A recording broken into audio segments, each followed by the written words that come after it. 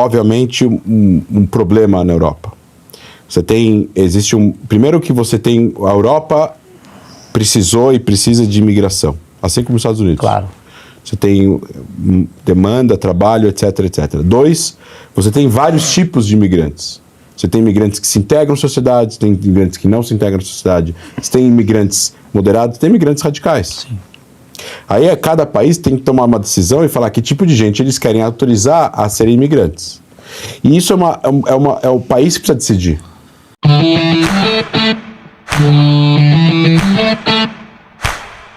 E aí, pessoal, vamos para mais uma parte da entrevista de André Leste, no podcast Achismo, do Maurício Meirelles.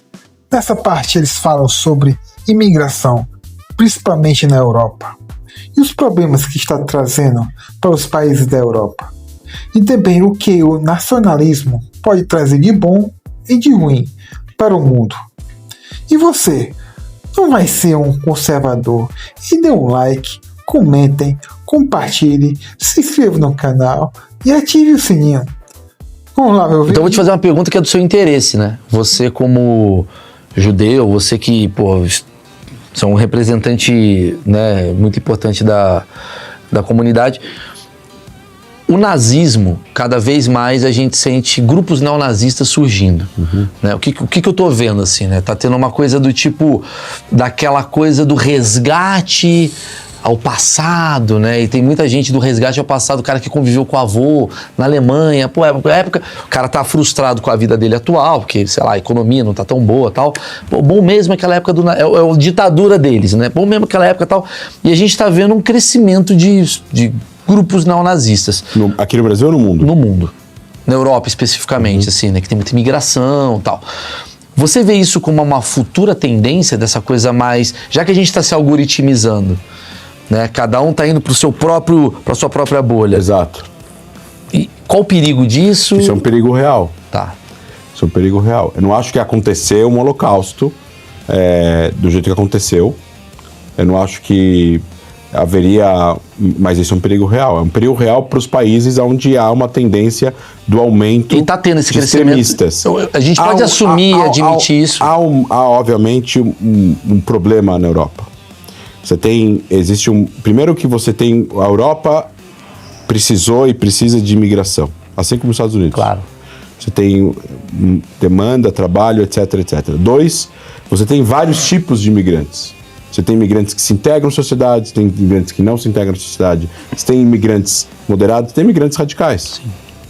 Aí cada país tem que tomar uma decisão e falar que tipo de gente eles querem autorizar a serem imigrantes. E isso é o país que precisa decidir. Entendeu? Então, no momento que você Os valores que você busca. Se você quer ir para os Estados Unidos e você não tem o visto, Sim. Você precisa ir para uma entrevista. Se nessa entrevista você não mostrar residência, não mostrar o emprego e mostrar a tendência de que você não tem dinheiro para se bancar lá, você não vai ganhar o visto. Se você mostrar que você tem residência, você tem um emprego fixo, você não tem tendência de querer trabalhar ilegal lá, você vai ganhar o visto. É a mesma coisa que a Europa precisa fazer, só que a Europa talvez não fez isso da melhor forma possível, ou países da Europa, alguns fizeram, outros não. Você vai para a Espanha, especificamente para Córdoba ou outras regiões do sul da Espanha, você tem imigração do norte da África, do Oriente Médio, que foram super integrados e estão super bem com a sociedade local. Já a França já dá um... Já você tem... E aí dentro da França você tem várias populações. Sim. Você tem a população que migrou na década de 60 e de 70 que está integrada, mas você tem aí de repente a segunda geração que não está integrada. E a terceira geração que está fazendo os protestos virando o carro da polícia. Isso é um problema. Se os países que...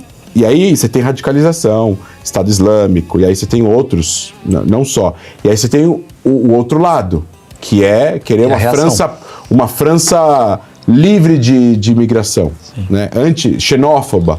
E aí você tem... França para os franceses. França para os franceses. E aí é um problema. Deutschland for Deutschland. Cai nesse lugar. Exatamente.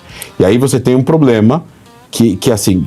Isso precisa ser enxergado como um problema social e você precisa e também um problema pedagógico em relação a o que é plausível de você exigir, o que é plausível de uma pessoa protestar e o que já vira xenofobia.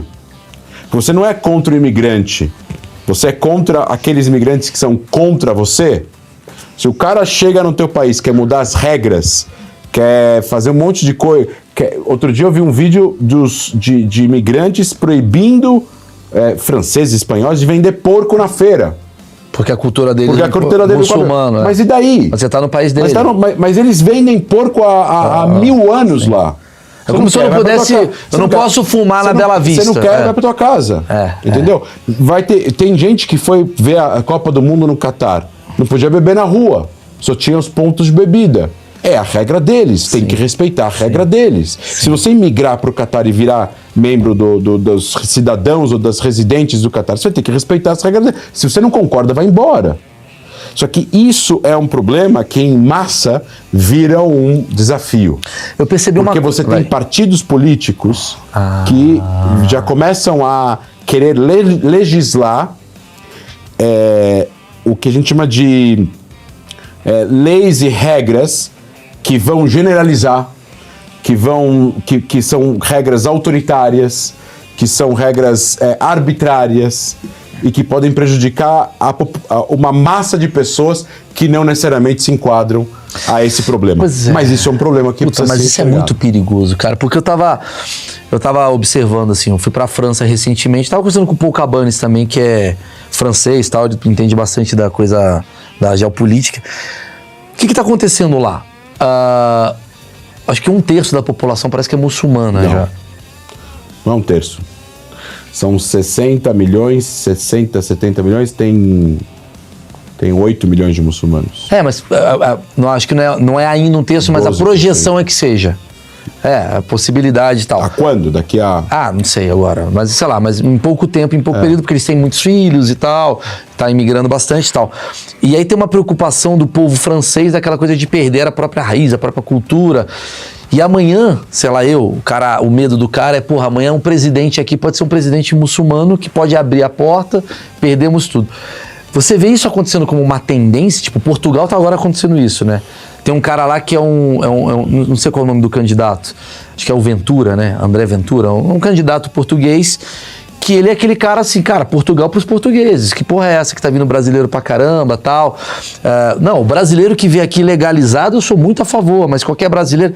Virou uma tendência do tipo, qual imigrante que eu quero, igual você falou, perfeito, mas se isso não vai também conflitar mais. Pois é, Meirelles, eu acho que isso é um desafio muito difícil do mundo. É muito difícil. Porque que acontece? O nacionalismo, ele é bom. O nacionalismo extremo é ruim. É nazismo. Beber água ou fascismo. Não nazismo, mas fascismo. Beber água é bom. Beber muita água você pode morrer. Sim. Fazer exercício é bom. Fazer mais exercício pode morrer. Então tudo que é em excesso faz mal. Volta contra você. Se beber muita água, você pode ter embolia. Teu sangue fica líquido e você morre. Sim. Então, o que acontece, né? Os países nacionais foram criados principalmente por os Estados-nações, porque eram Estados-nações. Você tem uma divisão muito clara de países que foram fundados por populações locais, onde você não teve necessariamente imigração, e gerou uma homogeneidade nesses países. Os portugueses, os espanhóis, os belgas, os ingleses e tal. Diferentemente das Américas, onde você tem estados, não estados-nações, eu explico, todos são estados-nações, claro, mas o Brasil é um país de imigrantes. Sim. Os Estados Unidos é um país de imigrantes. Concordo. De novo, o Brasil foi um país de imigrantes, não recebe mais a mesma quantidade de imigrantes, mas os Estados Unidos ainda recebem um monte de imigrantes. Mas o Brasil se fez por imigrantes. Os Estados Unidos tem 100 milhões de pessoas que falam espanhol. 100 milhões, gente pra de caramba. 330. Então, essa é a natureza dos Estados Unidos. Ao mesmo tempo, esses países, né, os países europeus, eles têm um desafio que é, por um lado, fazer o país continuar existindo, e, por outro lado, ser democrático e proteger os direitos humanos. Mas aí é um desafio que a democracia em excesso é um problema, assim como beber água. Na teoria não deveria ser, mas tem que ter regra. Porque a democracia... E eu não estou falando que eu não sou democrático, eu sou 100% democrático. Estou entendendo onde você quer chegar. É que a democracia, ela não é... 70% do povo quer matar judeu, fudeu. Não. Então, ela não é perfeita. E o auge da democracia, ou seria a utopia do país 100% democrático, não existe. Não existe. Não existe. Todo mundo concordando com o mesmo ponto, é. Ou você conseguir cumprir uma agenda onde tudo é decidido em assembleia, né? Você tem uma série de medidas e regras e conceitos. Você tem a Constituição, então a democracia é baseada na Constituição, a Constituição está lá escrita e acabou. A Constituição é feita por parlamentares, quem elege os parlamentares é a população, tem gente que montou um cara, mas não elegeu. Se você abrir absolutamente tudo, você acaba com o nacionalismo. É, exatamente. E aí vira um mundo utópico, onde cada um faz o que quer, cada um vive onde quer, você não tem regra, você não tem arraizamento e tudo mais. O mundo ainda é um lugar onde as pessoas têm uma raiz, elas têm uma cultura e tudo mais. Qual o problema da Europa? O problema da Europa, na minha opinião, é uma perda significativa da religião como tradição. Sim. Lugares que perdem a religião como tradição, não como dogma ou como prática de fé, mas como tradição. Sim, sim. Não tradição tradicional, familiar e tal, mas como raiz educacional. Sim. Quando você perde isso, e aí você começa a não acreditar mais em nada. Você não pertence mais a nenhum tipo de frame, eu sei que falar em hebraico, mas sim, de estrutura, comunidade, escola, igreja, sabe? Comunidade como tem no interior dos Estados Unidos. Os valores. E aí você não casa, ou você casa, mas tem um filho ou não tem filhos. E ao mesmo tempo o que acontece? Se tiver uma outra força, uma outra tendência de outra cultura que tem a religião, que traz isso que está deixando de existir, isso começa a entrar devagarzinho e preencher esse espaço vazio que deixou essa falta. Então eu te faço uma provocação aqui. Isso para todos, não estou falando especificamente da cristã com a islâmica, entendi. mas pode acontecer em qualquer lugar. Perfeito o que você falou, perfeito. A minha provocação é, a tendência então, eu pensando aqui agora, não é a tribalização, a gente vai voltar para lá atrás, porque os estados vão cada vez ficar menores. Eu tô jogando aqui uma provocação meio besta, que é: quem é muçulmano fica no país do muçulmano, se a gente está lidando por algoritmo, e eu sou de direita e você é de esquerda, e você só anda com seus parceiros, eu ando com meus parceiros, não vai existir uma tendência daqui a pouco do tipo... Cuidado que vamos fazer um corte falando que você é de direita e eu sou de esquerda. Não. eu sendo centro e você sendo centro... Mas assim, tipo... Centro fundamentalista. Mas sei lá, eu sendo pró minhas questões e você sendo pró suas questões, sim, não vai acabar indo por um caminho de quem é a favor disso vem pra cá, a gente vai cubanizar tudo, sim, digamos assim. O Mika Goodman, que é um filósofo israelense, fala justamente sobre a polarização da política das ideias, onde as pessoas acabam ficando apenas na sua bolha. Sim, o seu algoritmo. E aí você acaba fazendo amizades e tendo círculos apenas de pessoas que concordam com o que você concorda. Que é o TikTok, o Facebook. Se a gente for voltar para a história mundial da era das civilizações, você teve os grandes impérios. Então você teve o Império Árabe, você teve o Império Persa. Gigantesco, foi convertendo as pessoas e na espada e tal. Aí as coisas foram se formando em reinos reinados e dinastias e regiões, e aí impérios pequenos, menores, até vir a ideia de Estado-nação. A ideia de Estado-nação e de Estado, que veio após a Revolução Francesa, após a Revolução Americana e depois a Francesa, a ideia de unificar, mas ainda assim houve resistência dessa unificação. Se a gente pensar na Itália como Estado, a Itália é várias regiões distintas que falam línguas distintas, dialetos distintos, culinária distinta. Vai comparar a culinária de Nápoles com a culinária de Roma, ou do norte, né, da Itália. A Espanha, você tem a Catalunha, que até hoje os catalães eles não querem fazer parte da Espanha. Para eles o rei não é rei deles. Então, você pode ter uma tendência de tribalizar, de cada vez ficar mais micro, tem. Mas ao mesmo tempo você tem por isso que o nacionalismo ele é bom em certa medida, porque ele equaliza e ele equilibra a necessidade de alguns de serem imperialistas e de outros de destruírem uma igualdade para poder existir um Estado-nação. É que me parece que não vai fazer sentido você E você ser não tem como gigante. ter um Estado em cada bairro, Sim. entendeu? Ou em cada esquina. Sim, porque Você tem precisa muita de um gente sistema. com o mesmo... Você precisa de um sistema. E, de novo, as pessoas se sentem brasileiras. Alguém aqui é a favor de dividir o Brasil em... Tem gente que vai falar que sim aqui no programa, mas assim... Isso é impossível de acontecer? Não, daqui a 500 anos ninguém aqui vai estar vivo, vai ter um monte de gente diferente habitando a Terra, vai depender muito da gente. Tudo é possível, Maurício. Sim, claro. As pessoas falam, em 2150, daqui a 125 anos, todo mundo aqui vai estar morto. Mas como é que funciona os Estados Unidos? Os Estados Unidos ele é um país, ele é uma nação de diferentes estados com suas próprias leis. O Brasil, talvez assim, a solução não é você dividir o Brasil, tirar o Nordeste para cá, o Sul para cá, não é isso. Mas será que esse sistema americano, ele não é uma tendência futura para outros países e nações, como é o caso do Brasil? Seria ótimo. Eu acho que... mas aí você tem que mudar um pouco o sistema. Totalmente. Você tem que ceder poder, né? Você tem que ser montado no Congresso para dar mais poder para os estados. Existem algumas coisas que sim, alguns estados aqui você pode, outros não pode. Sim. Teve estado que teve decreto de fechamento do Covid, teve e estado outro que não teve. Governador de um, governador de outro. Teve a máscara que não teve, os decretos. As pessoas vivem nas cidades, propriamente dito. Né? A maior parte das pessoas vivem em cidades. Sim. O prefeito tem um trabalho muito mais importante na vida dia a dia da pessoa do que o presidente, né? Eventualmente. Mas, de novo, Israel não tem estados.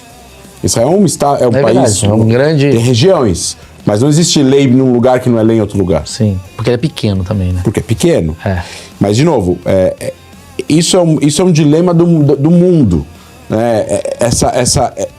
As pessoas têm níveis de identificação. Né? O Oriente Médio tem um problema que o nível de identificação está muito mais baseado, tirando Israel, na etnia, na religião e na tribo, de onde você veio, né? Do que no país. Por que teve guerra civil no Líbano? Por que teve guerra civil na Síria? Por que teve guerra civil no Iraque? Por que teve guerra civil no Afeganistão? Por que teve guerra civil na Líbia? As pessoas se identificam mais nessas regiões com os seus próximos do seu clã ou religião. Você vê agora na Síria os islamistas, jihadistas matando alauítas. E os alauítas antes estavam matando os muçulmanos sunitas. São todos sírios, né? E são todos sírios, mas eles não se importam. Sim, eles se odeiam até a morte. Por quê? Isso é uma característica muito mais dessa região, porque há uma identificação sectária dessa região maior do que em outros lugares do mundo. Esses países são mais jovens, são mais novos, as divisões foram feitas pelo Ocidente, pela Europa, pela Inglaterra, pela França, então não respeitou fronteiras. Poderia ter sido, agora, vou olhando para trás, mais inteligente se tivessem feito países ligados à etnia e não ao interesse dos países europeus que naquela época dominavam o planeta. Então, quando a Síria foi fundada, deveriam ter criado o Kurdistão para os curdos, deveriam ter criado um país para os alauítas, pequeno, e deveriam ter criado outro país para os muçulmanos sunitas. Entendi. E deveriam criado um país para os cristãos árabes, que incluem sírios e libaneses. É o que você está falando, né? Nesse caso, seria interessante. Porque na hora que não criaram isso, aí você juntou só tudo. Aconteceu coisas ruins nesses lugares. Que é um pouco a União Soviética, né? Quando você abre ela, né? Você tá lá, tem a Ucrânia, que não tem a ver com outro país ali próximo e gera um... Não, existe uma proximidade cultural, sem dúvida, né, da Ucrânia. Mas aqui você tem um fator que ele agrava um pouco mais, que talvez a União Soviética não tinha, que é o seguinte: a União Soviética era, por essência, o comunismo é antirreligião. Sim. Então a religião ela não se... Uma ideologia, uma Faz coisa é uma sentido, ideologia econômica. Sim. De conduta econômica. Social. Totalitária, ditatorial, assassina, que foi o comunismo. Outra coisa, você tem religião, que é dogma. Sim. E aí, dependendo de como você interpreta esse dogma, você pode matar as pessoas. Então isso é um problema mais difícil de resolver. Puta, verdade. É? Que é a Gaza, né? que é Gaza, que é o problema. E, de novo, se você tivesse agora... as pessoas falam assim, voltando para Israel, né? Israel tem, sei lá, 40 batalhões na Cisjordânia, dá uns 60, 50 mil soldados. Se Israel saísse da Cisjordânia com suas forças militares, nas suas posições onde eles estão, realmente sai da Cisjordânia, entrega o controle total da região, Israel controla 50% da Cisjordânia, para a autoridade palestina. Ia acontecer a mesma coisa que aconteceu na Síria. Sim. Você ia ter grupos armados que iriam ir de cidade em cidade, matar as pessoas que eram da polícia palestina, ou que são da polícia palestina. Essas pessoas iam fugir para algum lugar ou se render, e cidade após cidade ia cair na mão de radicais. Esse é o problema. Caralho, cara. Como você muda isso? Dando um pouco de otimismo. Depois de 1 hora e pouco de papo, já entendo que a gente deve estar caminhando. Não, já estamos no fim, já passamos até. Já passamos. A gente precisa ter um senso de urgência de educação para as próximas gerações. A gente precisa abrir mão de certas crenças que nós temos a fim de encontrar o mesmo denominador comum que os outros. É o bem-estar para todos. Para um bem-estar, onde a base desse bem-estar não é a tolerância. Eu não quero tolerar um radical, um terrorista, eu não quero tolerar um canibal, eu não quero tolerar um homofóbico ou um racista. Eu quero... a gente precisa talvez chegar num ponto onde a gente entende que o iluminismo trouxe muitos benefícios na Europa, onde a ciência trouxe muitos benefícios para o Ocidente, e a gente criou todo esse sistema que hoje a gente vive nele, e a gente precisa defender isso. E aí, em outros lugares do mundo, a gente precisa, eventualmente, agora que está acontecendo uma guerra, por exemplo, em Gaza, o mundo precisa virar para a população palestina e falar assim, a gente não quer ensinar as crianças palestinas na escola. Vocês são palestinos, vocês vão educar as crianças palestinas, mas a gente sim vai falar o que vocês não podem ensinar. Que foi o que aconteceu com os Estados Unidos na Alemanha e Estados Unidos no Japão, quando o Japão e a Alemanha perderam a guerra. A gente não vai educar como os alemães têm que ser... Não é uma doutrinação, né? Não tem que doutrinar, os caras não tem que virar americanos. Mas esse assunto é melhor mas falar. Mas vocês não vão educar nazismo. Vocês não vão educar que tem que matar judeus. Isso não é ser contra a liberdade de expressão.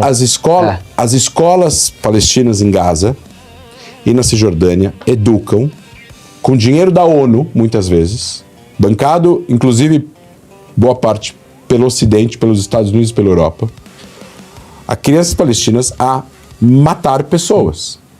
E aí você vai ter com 18 anos um cara que quer matar pessoas, porque ele acha legal. E aí você tem... Quando você vai ouvir o vídeo de 48 minutos, que é um compilado de 130 mortes dos 1.200 que teve no 7 de outubro, e você vê o cara pegando o telefone. Isso está publicado na nossa página também. Ele fala, mãe, matei 10 judeus. Tem orgulho de mim. Eu matei 10 judeus com a minha própria mão. Acabei de matar uma mulher. E ele pega o celular da mulher para ligar. Tá gravada a ligação. E a mãe começa a chorar do lado da linha. Enquanto você tiver essa cultura, e de novo, não estou falando que essa é necessariamente a cultura de todos os palestinos e todos os muçulmanos, mas quem controla a região é o Hamas. Quem controla o sul do Líbano era o Hezbollah. Quem controla o Afeganistão é o Talibã. Quem controla o Irã é o regime iraniano. Enquanto essas forças continuarem educando crianças, as crianças vão crescer achando que isso é a verdade absoluta. Você falou uma coisa... E isso precisa ser executado. Eu vou finalizar com isso daí que você falou, que achei muito legal. E até para abrir a cabeça, assim, tipo, a liberdade de expressão não é escolher o que você vai falar, mas é escolher o que você não vai falar. E, calma que é perigoso. Como assim? Você vai escolher então que não pode falar mal do político? Obviamente, tem coisas que são, pequenas, foda-se. Mas assim...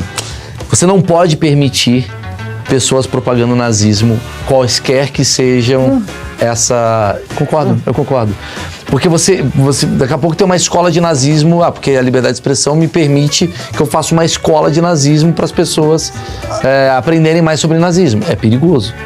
Porque essa pessoa pode crescer igual esse menino. Não, e aí você vai criar uma escola de intolerantes, vai ter uma escola de intolerantes, uma escola de intolerantes, e aí você vai ter um grupo de intolerantes, aí você tem um partido de intolerantes, aí esse partido é eleito. Aonde você vai chegar? Eu concordo. Se você... Em nome do quê você tá fazendo Exato. isso? Se você promover ódio a mulheres... A volta da escravatura. Estupro coletivo. Vamos- Não tem limite. É verdade. Não existe isso. Tem temas que a gente tem que entender com mais responsabilidade. Cara, passei. E aí, o que vocês acham? Os países da Europa estão sendo muito radicais sobre a imigração? Ou eles têm todo o direito de impedir que povos que não são originais do local invadam a região? Para mim, eles têm todo o direito de impedir a invasão. E não deixe de ajudar o canal dando like, comentando, compartilhando, se inscrevendo no canal e ativando o sininho. Valeu!